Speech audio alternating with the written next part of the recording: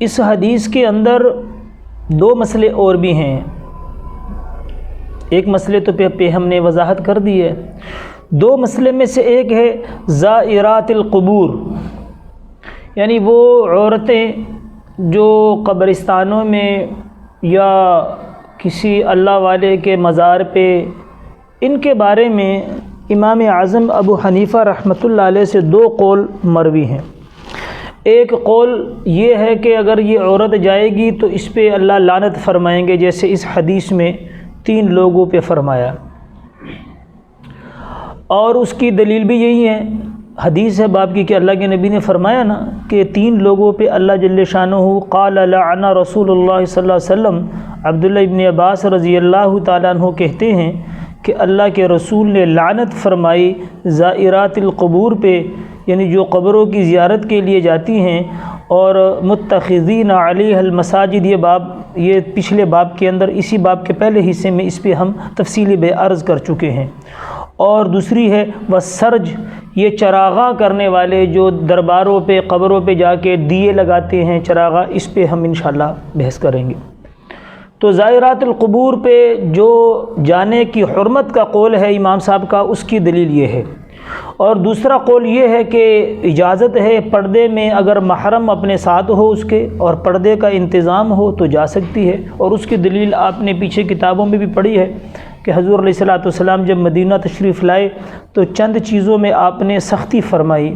من جملہ ان میں سے کتوں کا مسئلہ تھا، اور شراب کی حرمت کے بعد جن برتنوں کے اندر شراب رکھی جاتی تھی ان برتنوں کے توڑنے کا تھا. اور قبرستان پر جانے سے خصوصی طور پہ آپ نے منع فرمایا، لیکن اس کے بعد حدیث سے آپ نے فرمائی اجازت پھر دے دی. اور اس اجازت کی دلیل یہ ہے کہ عبد الرحمن بن ابی بکر رضی اللہ تعالی عنہما کا انتقال جب ہوا تو اماں عائشہ رضی اللہ تعالی عنہ ان کی قبر کی زیارت کے لیے جایا کرتی تھی. یہ اس بات کی دلیل ہے کہ حضور نے اجازت دے رکھی تھی، وگرنہ اگر حضور منع فرماتے تو سوال ہی پیدا نہیں ہوتا کہ اماں رضی اللہ تعالی عنہ اپنے بھائی عبد الرحمن رضی اللہ عنہ کی قبر کی زیارت کے لیے جاتی. دو قول. لیکن ہمارے اکابر میں سے حضرت قطب الاقطاب مولانا قاسم نانوتھی رحمۃ اللہ علیہ اور حضرت آیت من آیات اللہ حضرت رشید احمد گنگوہی رحمۃ اللہ علیہ، ان دو حضرات نے اس دونوں قولوں کو نہیں چھیڑا.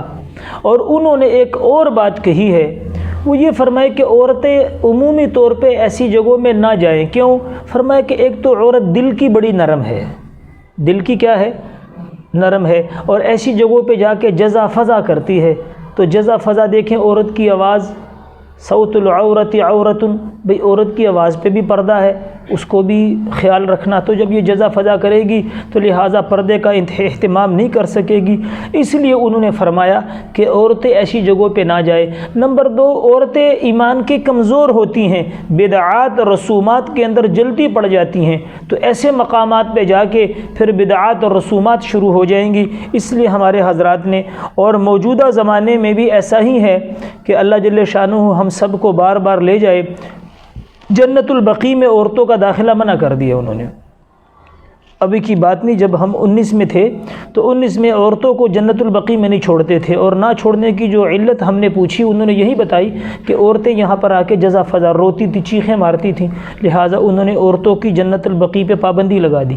تو ہمارے حضرات نے جو بات کہی ہے آج سے 100 سال پہلے، اللہ جل شانہ اب وہ دکھا رہے ہیں کہ ایسی ان کی نظر تھی، ایسے ان کی فراست تھی کہ جو باتیں آج سے 1 صدی پہلے کہہ چکے ہیں، 1.5 صدی پہلے کہہ چکے ہیں، اب حضرات جو ہے نا ان پہ پابندیاں کیوں لگا رہے ہیں کہ فرمائی یہاں پر عورتیں، میں نے پوچھا کیوں بند کر نہیں چھوڑتے، کہتے یہ جزا فضا بہت زیادہ کرتی تھی، چیخ و پکار، اس لیے منع کر دیا، بند کر دیا.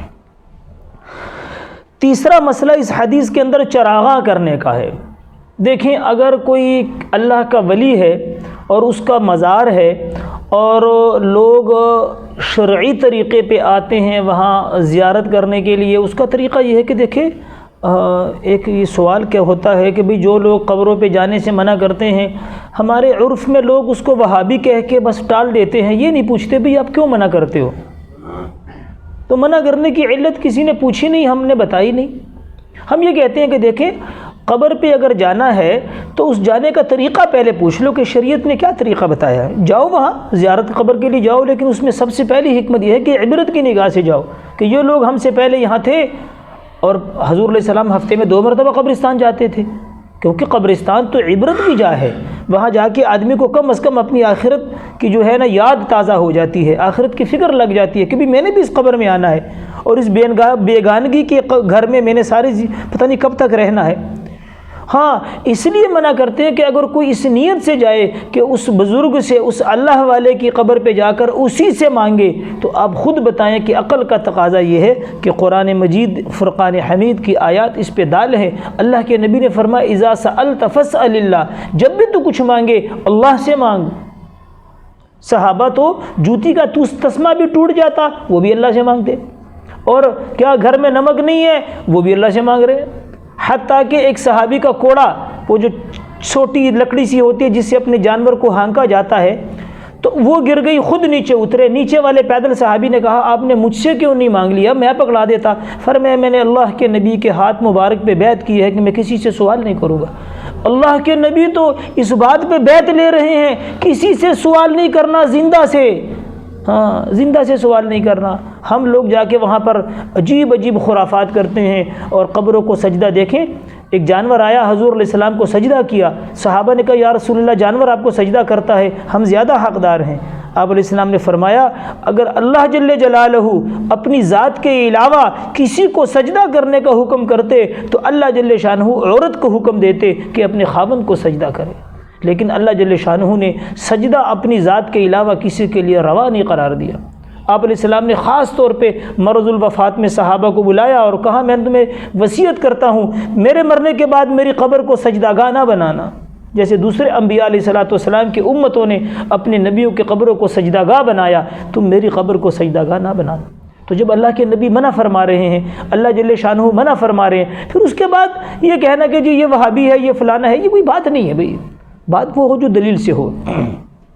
دوسری یہ ہے کہ وہ جو اللہ کا ولی ہے جو دنیا میں تھا، اگر دنیا میں اس سے کوئی کہے کہ بابا جی آپ اللہ کے ولی ہیں، آپ مجھے بیٹا دے دیں، تو سارے کہیں گے کہ یہ غلط بات ہے. بھئی یوں کر لو، اس سے کہو کہ بابا جی آپ اللہ سے دعا کرو کہ اللہ مجھے اولاد دے دے، اللہ میرا فلانا کام کر دے، یہی کہیں گے نا.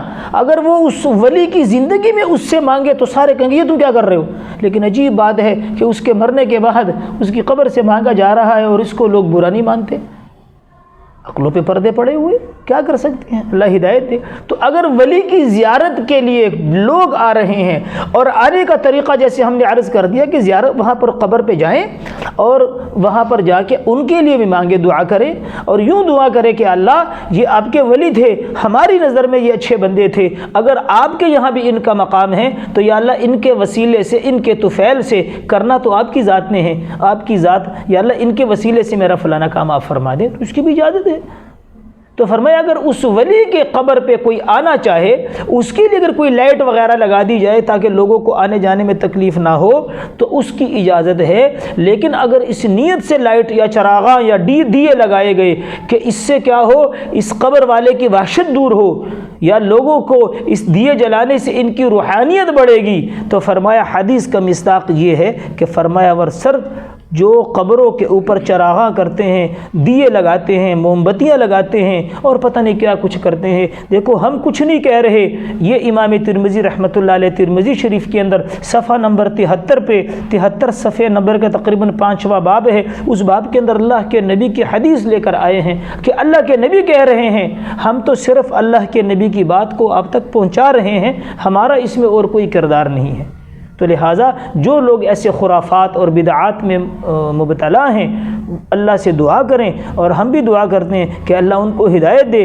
دیکھیں طریقہ وہ ہے ہمارے لیے عمل کے لیے جو اللہ کا حکم اور حضور کا طریقہ ہو، صحابہ نے جو کام کیا ہو، اور جو انہوں نے نہیں کیا وہ ہم سے زیادہ سمجھدار تھے، ہم ان سے زیادہ سمجھ نہیں رکھتے. تو لہٰذا قرآن و حدیث کی روشنی میں کام کیا جائے، ان کے علاوہ اپنی خواہشات کو اور من مانیوں کو اسلام کا نام نہ دیا جائے. وآخر دعوانا الحمد للہ رب العالمین.